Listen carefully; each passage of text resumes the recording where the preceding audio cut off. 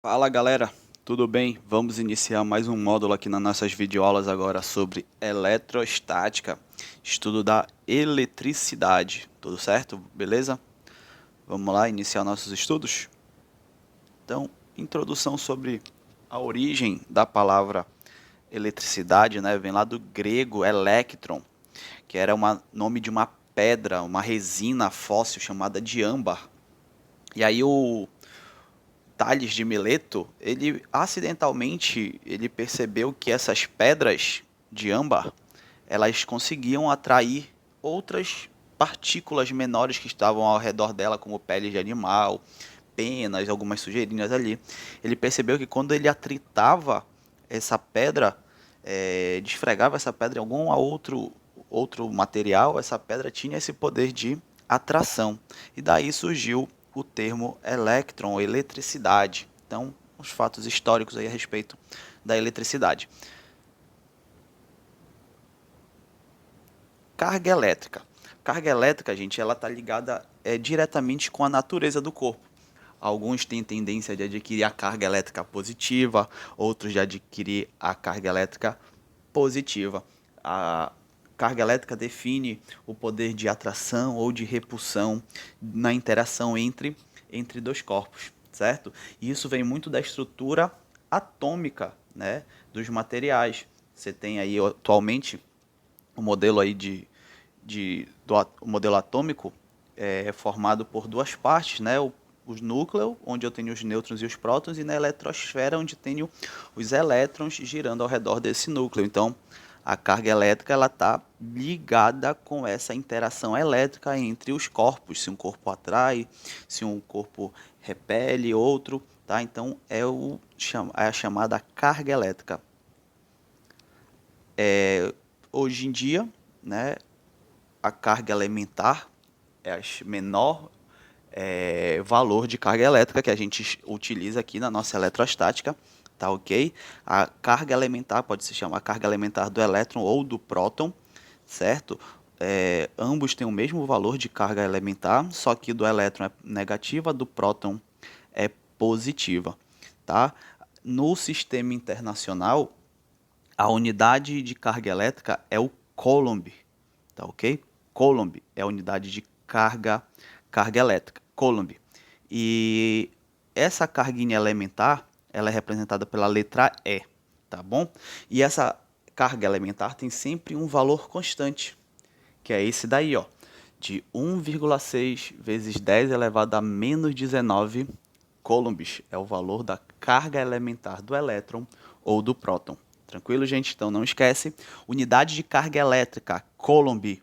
Valor da carga elementar, 1,6 vezes 10 a menos 19 coulombs. Beleza, gente? Tranquilo? Seguindo aqui com os nossos slides. E aí, essas cargas elétricas, elas obedecem um princípio. Se dois ou mais corpos conseguirem trocar cargas elétricas entre si, a soma total dessas cargas é igual no início do processo de trocas vai ser igual à soma das cargas elétricas após essa troca entre os corpos envolvidos, tá? Então aqui eu tenho um esquemazinho, ó, eu tenho um corpo positivo e um negativo. De alguma forma esses caras vão trocar elétrons entre si. Nesse caso aqui vai ser um entrando em contato com o outro, tá certo? E aí fez-se o contato entre eles e após separamos eles aí, tá? Separei novamente o corpo positivo do corpo negativo. Então, antes do contato, cada um deles tinha uma certa quantidade de carga, que eu chamei de Q1 e Q2. Após o contato, eles terão quantidades de. Cada um vai ter quantidades diferentes de carga. Porém, se eu for somar a carga de cada um deles antes do contato e depois do contato, essa soma tem que ser igual, tá certo? A soma das cargas antes é igual à soma das cargas depois desse contato ou depois dessa troca de elétrons entre si. Beleza, gente? Então, quantidade de carga antes é igual à quantidade de carga depois do processo. Beleza? Vamos aqui, passando nossos slides, vamos lá aos princípios da eletrostática. Inconscientemente, muitas vezes nós já falamos isso, né? Princípio da atração e da repulsão, por exemplo, quando a gente mencionar os opostos se atraem. Então, querendo ou não, a gente está replicando ali um dos princípios da eletrostática. Vamos lá? Duas partículas com cargas elétricas de mesmo sinal se repelem mutuamente. Uma repele a outra ao mesmo tempo. Então, duas positivas se afastam, assim como duas negativas se afastam também. E aí, pelo princípio da ação e reação, terceira lei de Newton, a força com que cada uma delas se afastam umas das outras é exatamente igual. Tá, ok? A força que a esfera as esferas da esquerda se afastam é igual à força que as esferas da direita se afastam também. Elas são iguais pelo princípio da ação e reação. Para toda ação existe uma reação de mesmo módulo, mesma direção, porém em sentidos opostos, tá ok? Então não esquece disso daí. Passando aqui os nossos slides. E aí o contrário, duas partículas com cargas elétricas de sinais contrários se atraem mutuamente. Então uma positiva com uma negativa vai fazer o quê? Elas vão se atrair. E aqui também vale o mesmo conceito da terceira lei de Newton. A força com que o corpo positivo, a carga positiva atrai a negativa é a mesma que a negativa atrai a positiva. Ação e reação, não esquece disso daí, gente. Beleza? Vamos aqui seguindo. Eletrização de um corpo. Inicialmente a gente vai trabalha com corpos neutros, né? Como é que a gente sabe que um corpo é neutro?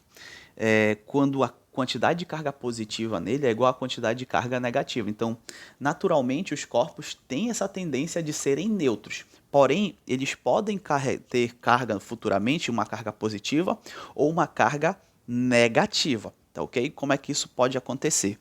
Tá? Então, o primeiro princípio é: quando há um desequilíbrio entre o número de elétrons e o número de prótons, o corpo está eletrizado. Então, olha aí, tem que ter uma diferença entre prótons e elétrons.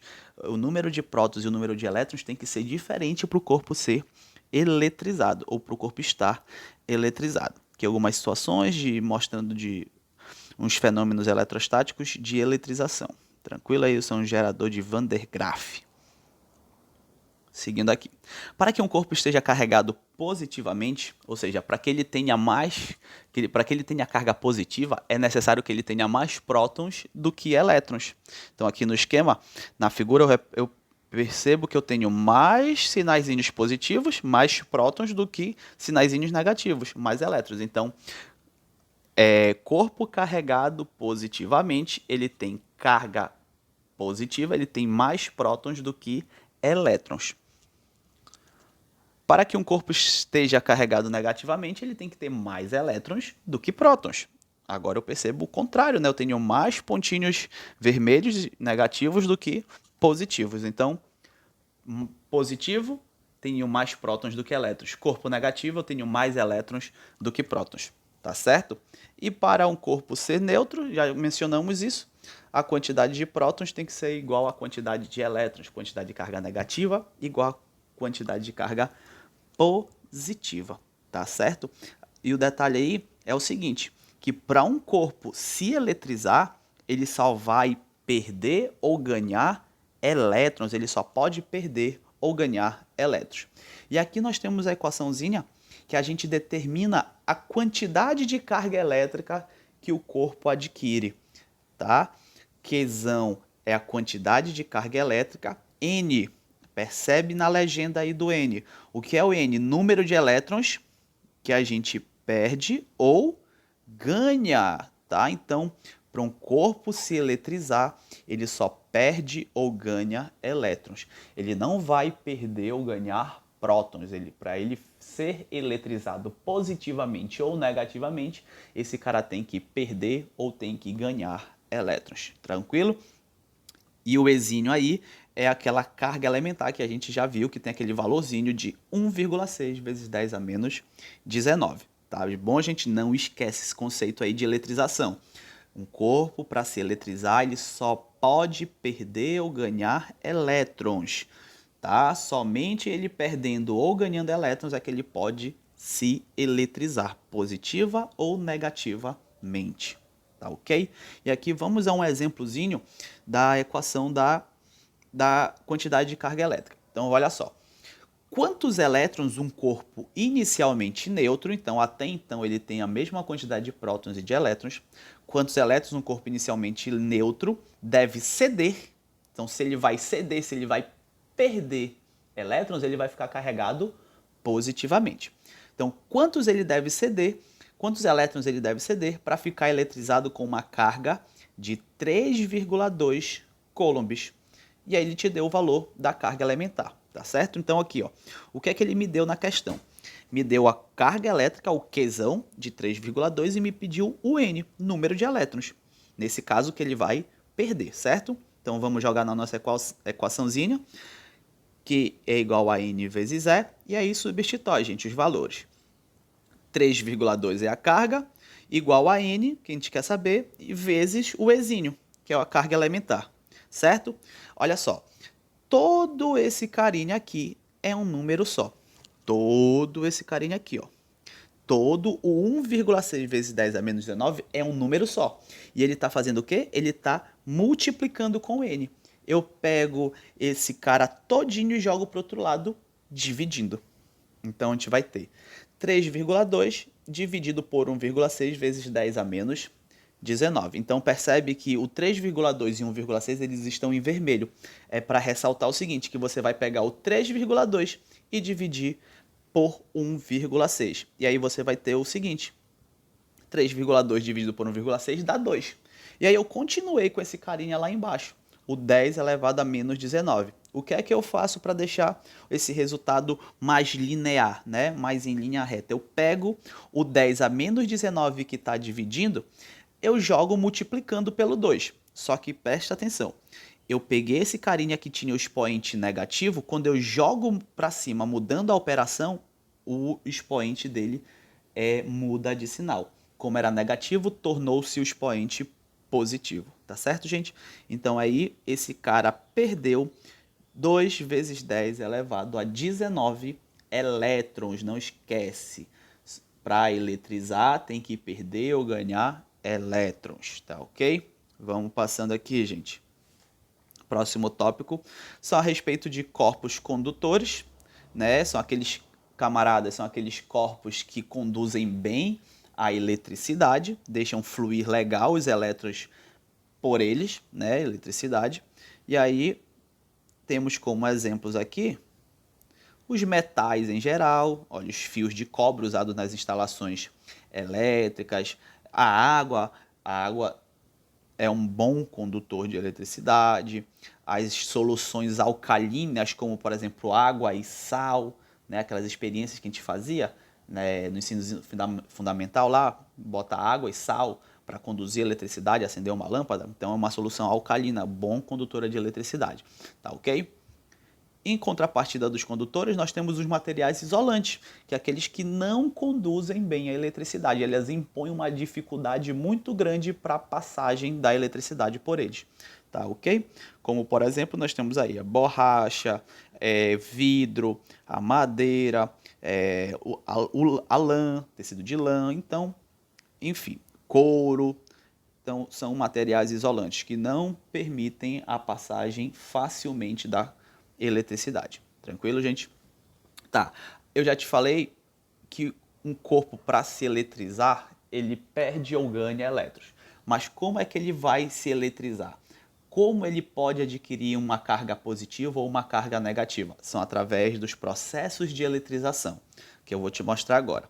O primeiro deles é a eletrização por atrito, tá ok? Foi o primeiro processo de eletrização conhecido, tá? E aí, o que é que você tem que fazer? Você pega dois materiais diferentes, ou seja, de substâncias diferentes, para eletrizar elas, para atritá-las uma com a outra, esfregar uma na outra, tá certo? E aí, inicialmente eu tenho esses corpos neutros, esses corpos diferentes, de natureza diferente, neutros, e após esse atrito, cada uma vai adquirir uma carga, uma vai ficar positivo e o outro corpo vai ficar negativo. Exatamente com o mesmo valor da carga elétrica, só que com sinais opostos. Por exemplo, se um ficar carregado com 5 coulombs, o outro corpo vai ficar carregado com menos 5 coulombs. Um positivo, um negativo, com a mesma quantidade de carga, só que um positivo e outro negativo. Tranquilo, gente? Então aqui eu peguei um bastão de vidro e um pano de lã, atritei entre eles, e inicialmente ambos estavam neutros, e após o atrito, o vidro ficou positivo e a lã ficou negativa, certo? Prof, como é que eu posso saber qual material vai ficar positivo, qual vai ficar negativo? Através da série triboelétrica. Vou te mostrar aqui a série triboelétrica. Ela serve para a gente verificar isso daí. Ó. Se eu atritar vidro com lã, se eu atritar plástico com papel, quem é que vai ficar positiva, quem é que vai ficar negativa nessa história toda aí? Então temos o seguinte aqui, ó. Quem está em cima, quem está mais acima tem a tendência de ser positivo. Quem está mais abaixo tem a tendência de ser negativo. Então, analisando aí a minha série triboelétrica, eu tenho que o vidro sempre vai ter a tendência de ser o quê? O positivo. E a celulose sempre vai ter a tendência de ser negativo. Se eu atritar o vidro com qualquer um desses materiais que está aí listado, o vidro sempre vai ser positivo. E se eu atritar a celulose com qualquer um desses materiais que estão aí listados, a celulose sempre vai ter a tendência de ficar negativa. Então, por exemplo, ele pegou aí lã e cobre. A lã está acima do cobre. Então, se eu atritar a lã com o cobre, a lã vai ficar positiva e o cobre vai ficar negativo, eletrizado negativamente. Beleza, gente? Essa é a nossa série triboelétrica. O segundo processo de eletrização é o contato. E aí eu tenho que ter pelo menos um corpo carregado e o outro, claro, tem que estar neutro, tá certo? Mas pelo menos um deve estar carregado, tá certo? Se eu apenas colocar dois corpos neutros em contato, nada vai adiantar, tá? Então, para dois corpos neutros se eletrizarem, eu tenho que fazer o atrito.